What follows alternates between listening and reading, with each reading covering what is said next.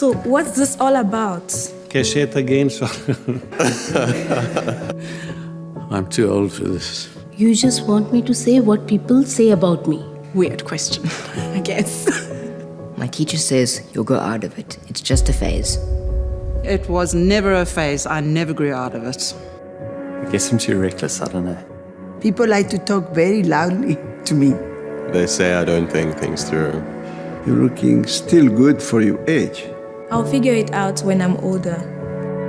you are having a senior moment. When the focus is on my age, Life seems to get a little bit harder. It feels like I'm not given a chance. I need to keep up. Or get out of the way. I lack experience. Or too much experience. I'm baggage. Only weighing people down. Looking at my age, It's like it is a disease. where I work, no one takes me seriously. It makes me feel powerless. And it hurts. When people see only my age.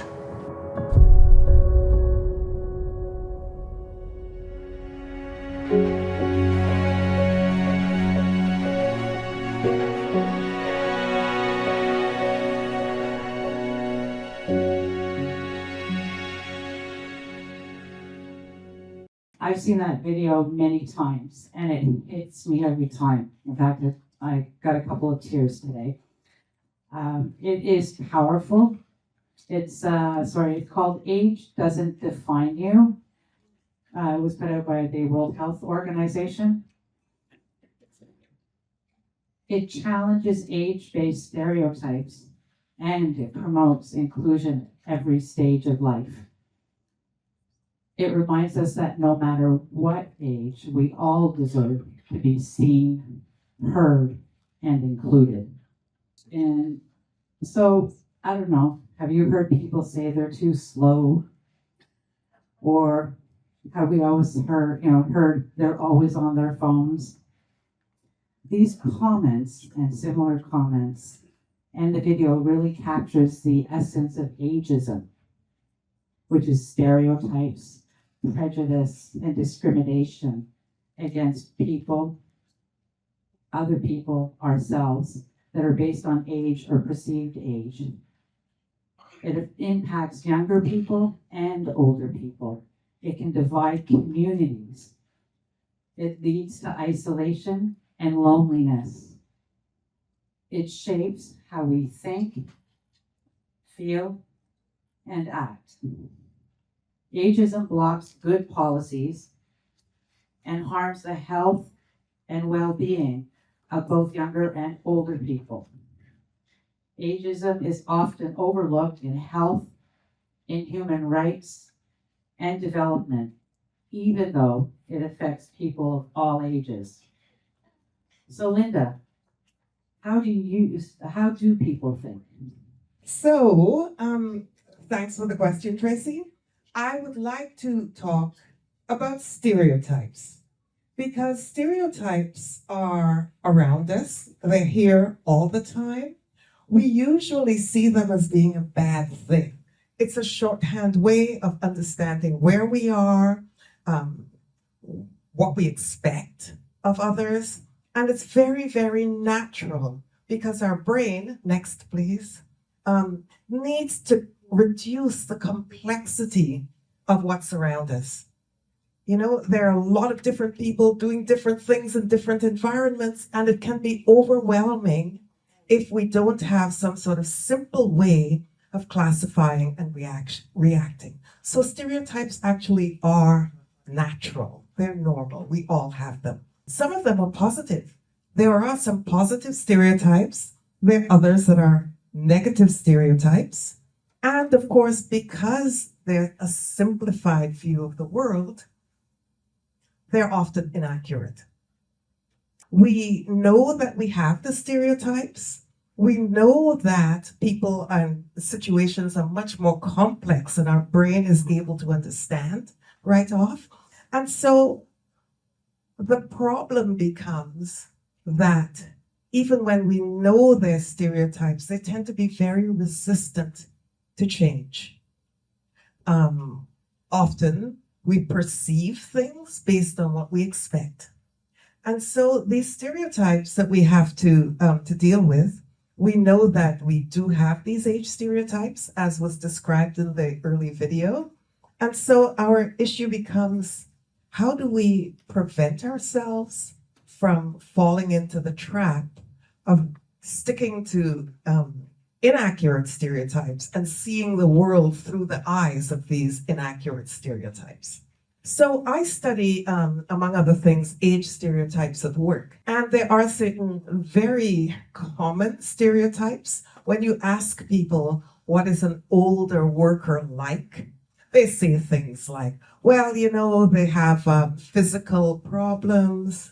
You also would say that you might say that, you know, they aren't so attentive, their memory isn't so good. They're really nice. You often hear that older workers are really nice people, but they're not particularly competent.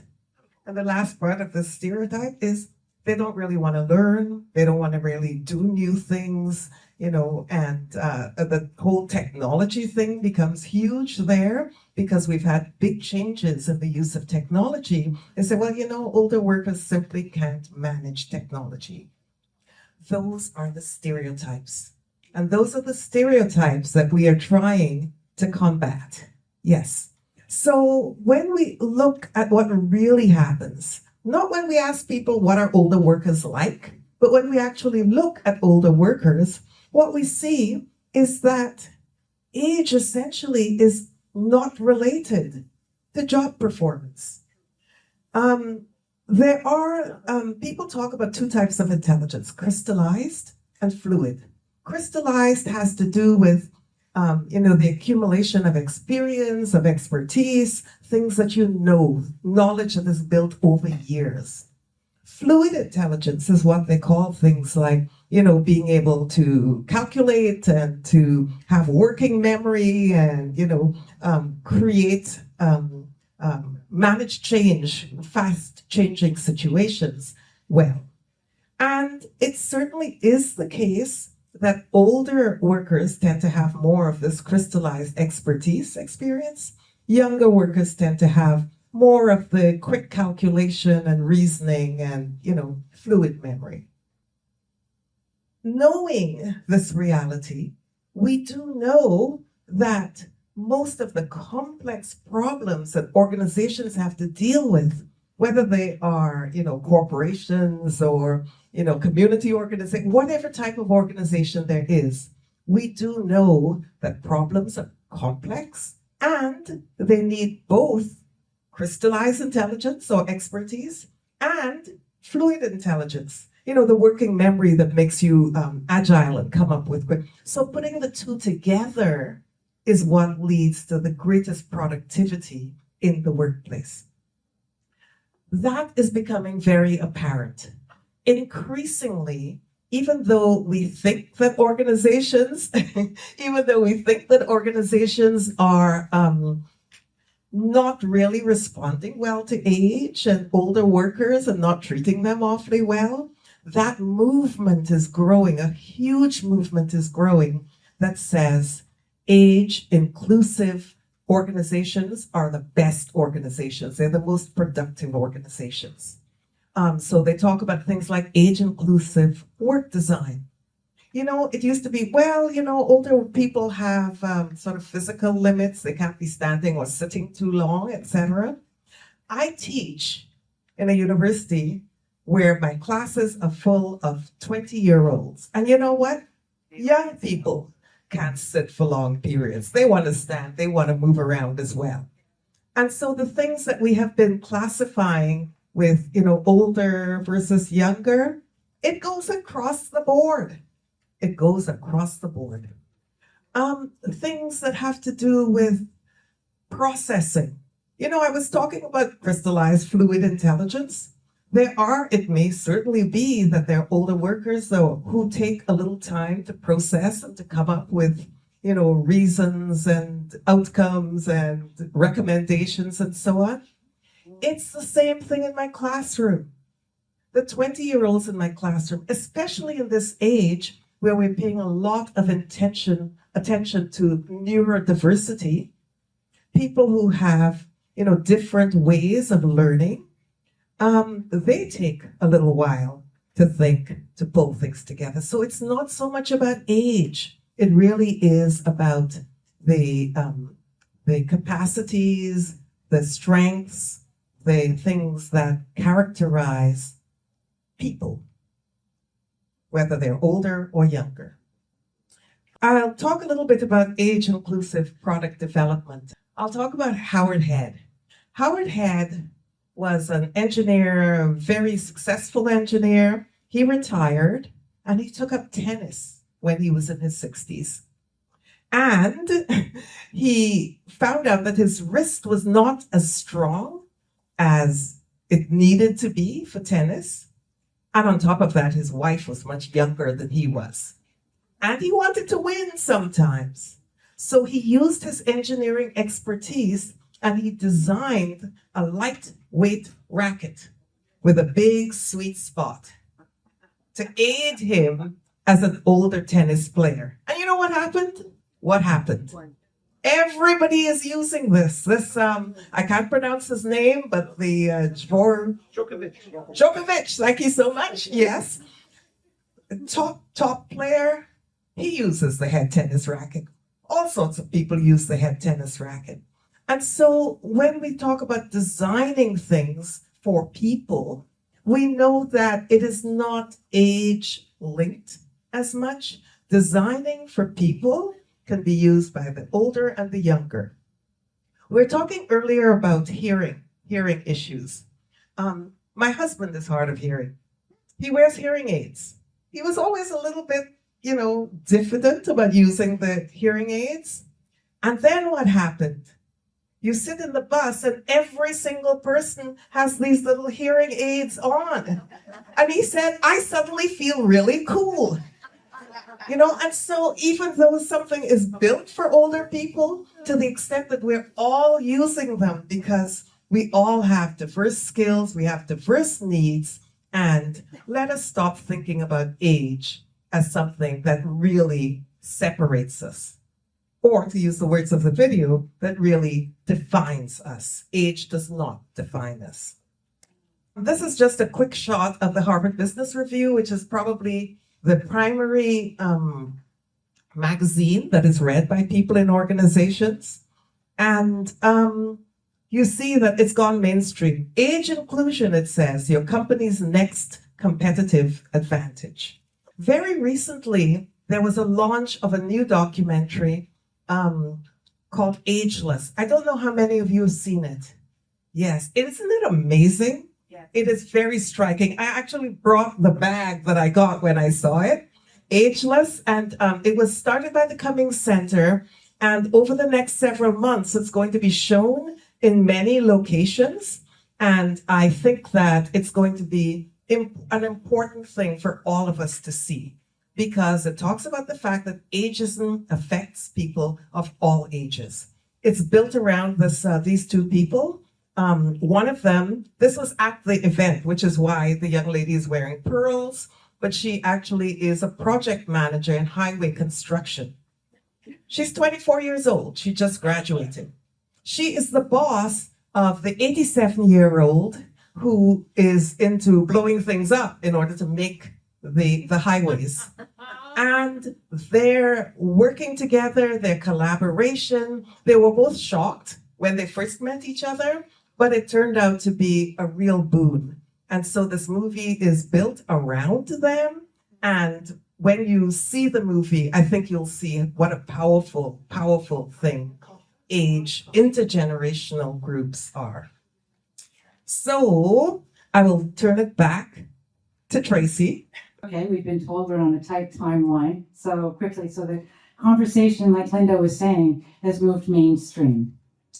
And so, like we were saying, ageism shapes how we think and feel and act towards others and ourselves based on age or perceived age. We understand that ageism is harmful and is that it's everywhere. Ageism can be combated. First, through intentional policies and the law. Second, through education and awareness, such as sessions like today. And thirdly, with intergenerational practice, bringing people of different ages together in meaningful ways. These aren't just ideas. Intergenerational practice is action. When we connect generations, we foster mutual understanding, we build inclusive communities, better work teams, and shape a future where everyone belongs. We wanted to ask you what intergenerational meant to you. The word intergenerational means, the very, very old and the very, very young together. For other people, it could be, 30-something, new workforce, and somebody that's newly retired. Really what intergenerational means is it's involving different generations or age groups coming together. Different generations are present together. Intergenerational engagement is about what happens between the people, how they connect, how they learn from each other, and what they build together. It focuses on strengths, not stereotypes.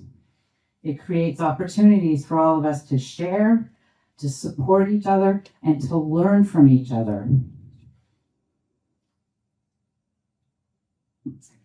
We have a bunch of different programs that we wanted to talk to. There's this one, the Full Circle Garden Project with ACT, Concordia, the New Hope Senior Center, bringing university students and older people together in the garden. The food produced there, over 4,000 to 5,000 pounds of food. It feeds day programs. It in the New Hope's Weekly Kitchen, Meals on Wheels, and even organic food baskets go to people who are facing food insecurity. One participant said, "People relate, participate. They create bonds and talk about food and preparation. It's intergenerational and cultural." This program here we could talk about is bringing people together sports-wise. One of the quotes here is, they also support youth, especially newcomers, by helping them integrate, practice French, and feel welcomed. It happens in Quebec City. We could talk about intergenerational living. There's different models.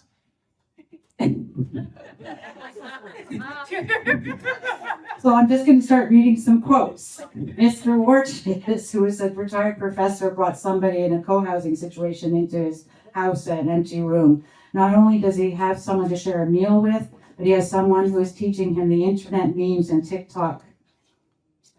And he has somebody to check in on him. Intergenerational living is sharing spaces.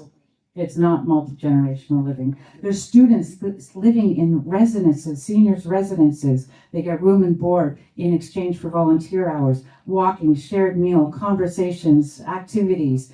There's daycares or classes in seniors' residences.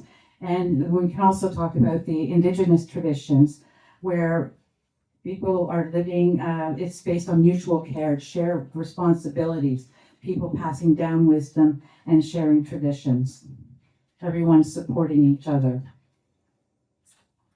Grand Pals is bringing older people and younger people together in the classroom. I'll just share one quote from an older adult who participated, and I think we should pass it on to Linda, is we learn from the students, they learn from us, we share with each other. I really needed this.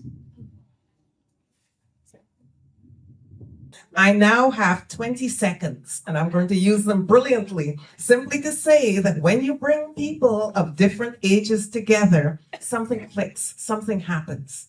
We try to make sure that we meet people of different ages because that makes us more open to understanding the complexity of the people we are interacting with and not working in terms of stereotypes. So once we create spaces, opportunities for people to come together, we can have a big impact on reducing, if not eliminating, ageism.